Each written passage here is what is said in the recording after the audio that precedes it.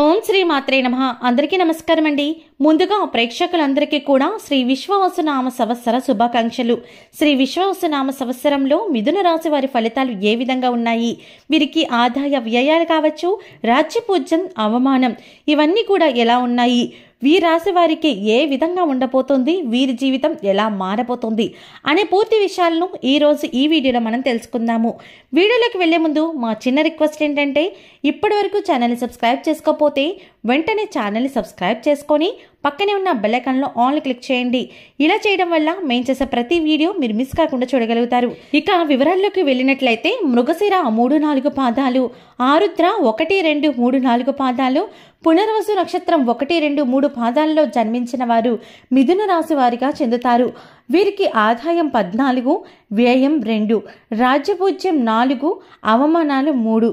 ఈ రాశి వారికి గ్రహస్థితులను అనుసరించి గురుడు మే 13 వరకు వృషభ రాశి యందు, అనంతరం మిథున రాశి యందు, అక్టోబర్ 18 కర్కాటక రాశి యందు, మరలా డిసెంబర్ 5 జన్మస్థానమగు మిథున రాశి యందు సువర్ణమూర్తిగాను, శని మార్చి 29 ఈ సంవత్సరం అంతా రాజ్యస్థానమగు మీనరాశి యందు తామ్రమూర్తిగాను, రాహువు మే 18 వరకు మీనరాశి యందు, అనంతరం నవమ స్థానమగు కుంభరాశి యందు రజతమూర్తిగాను, కేతువు మే 18 వరకు కన్యారాశి యందు, అనంతరం ద్వితీయ స్థానమగు సింహరాశి యందు తామ్రమూర్తిగాను సంచరిస్తారు. ఇలా గ్రహాల కదలిక వల్ల ఈ రాశి వారికి ఒడిదుడుకులు అనేవి కొంచెం ఎక్కువగా ఉంటాయి.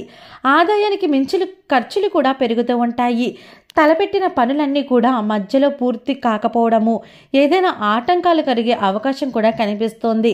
అలాగే మీకు ఇదివరకు ఆర్థిక ఇబ్బందులు ఏవైతే ఉన్నాయో, ప్రతి చిన్న విషయానికి కోపం రావడము, ఆర్థిక ఇబ్బందుల కారణంగా మీరు ఇంట్లో వారి మీద కావచ్చు, బయట వారి మీద కావచ్చు, ప్రతి ఒక్కరి మీద కూడా ఆ చిరాకును చూపించడము, ఇలాంటివి ఏవైతే ఉన్నాయో మీకు చక్కగా ఉండబోతోంది. ఎందుకంటే మీకు ఆదాయం 14, వ్యయం 2. ఈ రెండిట్లో మీరు వ్యత్యాసం గనక చూసుకున్నట్లయితే మీకు ఆదాయ మార్గాలు ఎక్కువ దొరుకుతాయి, ఖర్చుల మార్గాలు తక్కువగా దొరుకుతాయి. కాకపోతే మీరు అనవసరమైన ఖర్చుల వైపు మొగ్గు చూపారు అంటే మీ ఆదాయానికి మించిన ఖర్చులు కూడా జరుగుతాయి. మాకు ఆదాయం ఎక్కువ ఉంది కదా, మేము ఎక్కువ ఖర్చులు పెట్టేసుకుంటే సరిపోతుంది, మాకు బోల్డంత డబ్బు వచ్చేస్తుంది, ఇన్ని విధాల వైపు నుంచి డబ్బులు వచ్చేస్తున్నాయి కదా అనేసి మీరు డబ్బులు ఇష్టం వచ్చినట్టు ఖర్చు పెట్టేసినట్లయితే ఖచ్చితంగా ఆర్థిక పరంగా చాలా దిగజారిపోతారని చెప్పాలి. కాబట్టి మీకు మంచిగా ఉండబోతుంది. కాబట్టి ఈ సంవత్సరం మీరు మంచి సంపాదన అనేది సంపాదించుకోవచ్చు.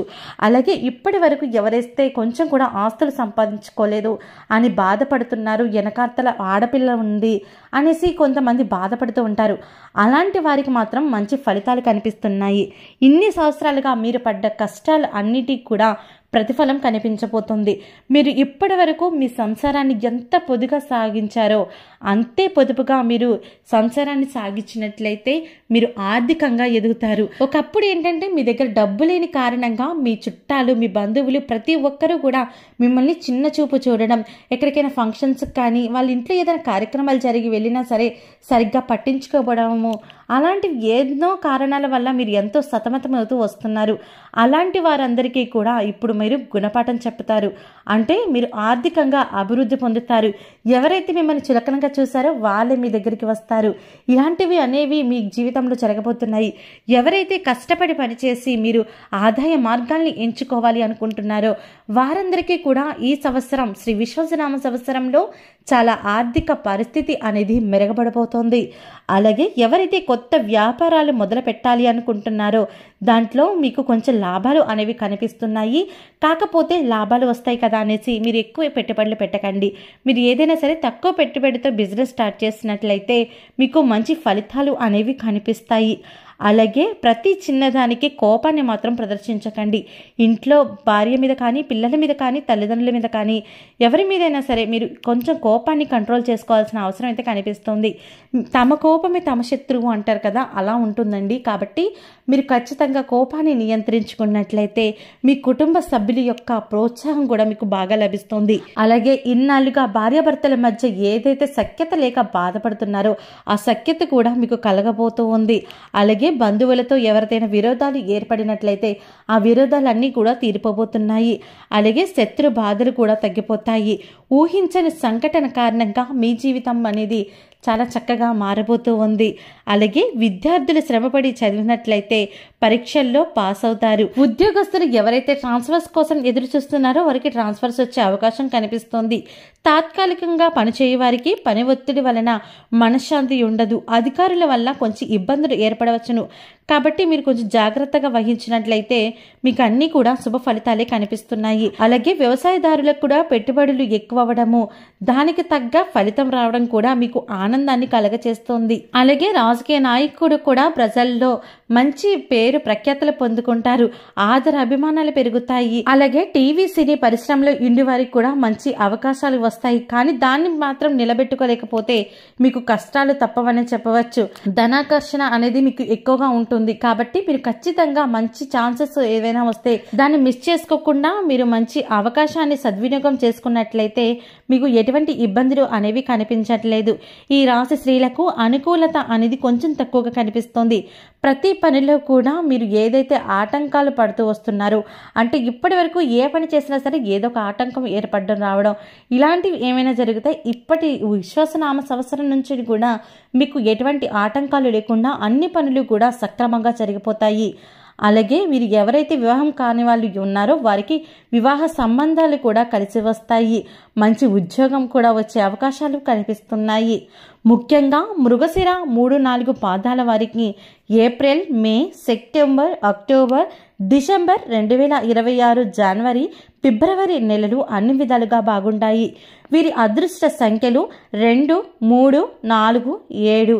వీరి అదృష్ట వారములు సోమవారం, గురువారం, శనివారములు.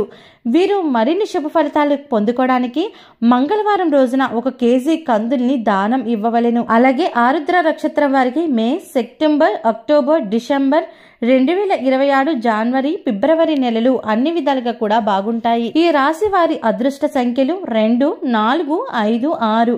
కలిసి వచ్చే వారములు మంగళవారం, బుధవారం కలిసి వస్తాయి. అలాగే మరిన్ని శుభ ఫలితాలు పొందుకోవడానికి శనివారం రోజున కేజీ మినుముల్ని దానం ఇవ్వవలెను. అలాగే పునర్వసు 1, 2, 3 పాదాల వారికి మే, జూన్, సెప్టెంబర్, అక్టోబర్ 2026, జనవరి, ఫిబ్రవరి నెలలు అన్ని విధాలుగా కూడా బాగుంటాయి. వీరి అదృష్ట సంఖ్యలు 2, 3, 7, 9. అలాగే అదృష్ట వారములు సోమవారం, గురువారం, శనివారం.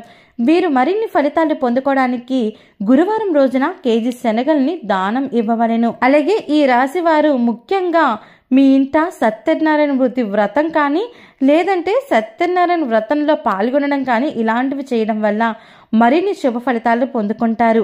అలాగే ఓం క్లీం కృష్ణాయ నమః అనే మంత్రాన్ని మీరు రోజులో ఎన్నిసార్లు కుదిరితే అన్నిసార్లు పఠించడం వల్ల మీకున్నటువంటి కష్టాలన్నీ కూడా తొలగిపోతాయి. ఈ రాశి వారికి శుభప్రదమైన రంగులు ఆకుపచ్చ, నలుపు, నీలం. ఓకే అండి, చూసారు కదా మిథున రాశి వారికి శ్రీ విశ్వాసనామ సంవత్సరం ఎలా ఉండబోతుంది, వీరి జీవితం ఎలా మారబోతోంది, వీరి జీవితంలో వచ్చేటువంటి సమస్యల నుంచి బయటపడాలంటే ఎటువంటి పరిహారాలు పాటించాలో అనే పూర్తి విషయాన్ని తెలుసుకున్నారు కదా. ఈ వీడియో మీకు నచ్చినట్టయితే లైక్ చేయండి. మీరు చేసే ఒక్క లైక్ మాకు సపోర్టివ్గా ఉంటుంది. అలాగే ఛానల్ సబ్స్క్రైబ్ చేసుకోవడం మాత్రం అస్సలు మర్చిపోకండి.